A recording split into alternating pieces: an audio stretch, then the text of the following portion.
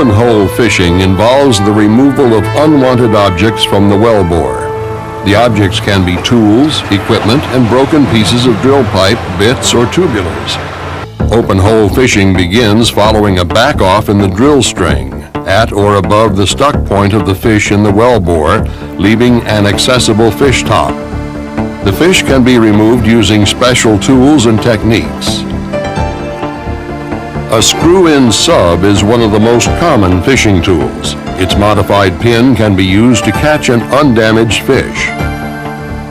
The overshot tool, because of its versatility, is frequently used in fish recoveries. Its simple design includes a circulating and releasing action, as well as a 360-degree catch of the fish. Normally, the overshot or screw-in sub is connected to the bottom of the bumper sub and fishing jars on the fishing assembly. As the tool is lowered over the fish, the top of the fish passes through the tool into the bowl. When the assembly is raised, grapples engage the fish at a lower point, and it is worked free and pulled upward. If the top of a fish is bent, twisted, or broken, it should be dressed off to provide a clean top so the grapple can secure it firmly. Dressing off is achieved with a skirted or hollow-fluted mill. Several types of mills are available for this purpose and other jobs. In a washed-out hole, use of a hydraulic knuckle joint located above the overshot kicks out under pump pressure to increase the sweep of the overshot to facilitate capture of an elusive fish. With a severe washout, a wall hook guide run on the bottom of the overshot further improves the search and capture of the fish.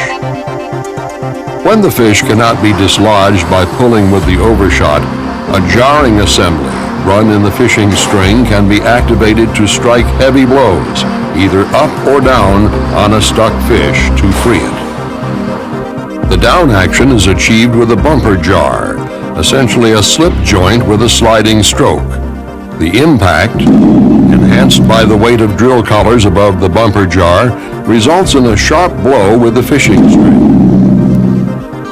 Dropping the string quickly produces a sharp downward blow on the fish. This jarring action is especially effective in freeing key-seated pipe or a string that is stuck as a result of an upward pull. In many cases, a stuck fish will require a powerful upward jar to free it. Hydraulic fishing jars permit an upward impact. The impact produced by a hydraulic jar depends on the amount of pull taken on the tool before it trips. As indicated earlier, the impact of a hydraulic jar is enhanced by the weight of drill collars placed above the tool. A jar accelerator further intensifies the effect of a jar at any depth. It is especially effective in shallow fishing operations where elasticity present in longer drill strings is not available. The use of an accelerator also keeps the energy of the jar impact from being lost uphole.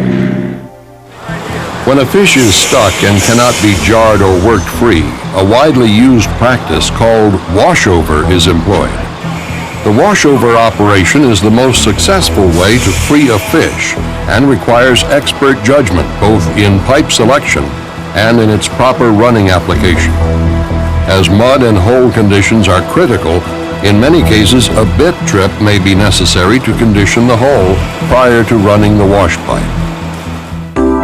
Essentially, washover operations involve a pipe string that slips over the stuck fish, allowing fluid to circulate in the annulus between the fish and the inner wall of the washover pipe.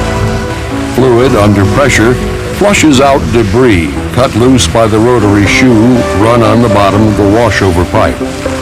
The washed over fish, secured by an overshot or screw-in sub, can then be backed off and removed to the surface.